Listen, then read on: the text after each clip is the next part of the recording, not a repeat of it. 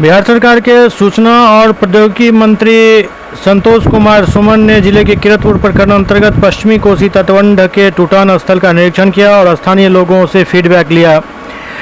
मंत्री ने कहा कि इस वर्ष नेपाल में भारी बारिश के बाद नेपाल से आने वाली कोसी, गंडक, बागमती, महानंदा एवं अन्य नदियों में रिकॉर्ड मात्रा में जल प्रवाहित हुआ।